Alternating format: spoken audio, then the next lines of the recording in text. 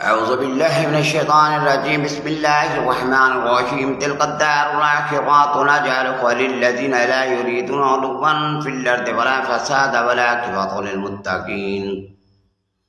آمنت بالله صدق الله العلي العظيم وعلى ذلك لمن الشاهدين والشاكرين والحمد لله رب العالمين.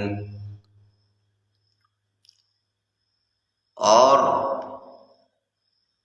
آخرت کا گھر جو ہے، آخرت کی دنیا جو ہے، ان لوگوں کے لیے میں نے تیار کی ہے. نَجْعَلُهَا لِلَّذِينَ لَا يُرِيدُونَ عُلُوًّا فِي الْأَرْضِ،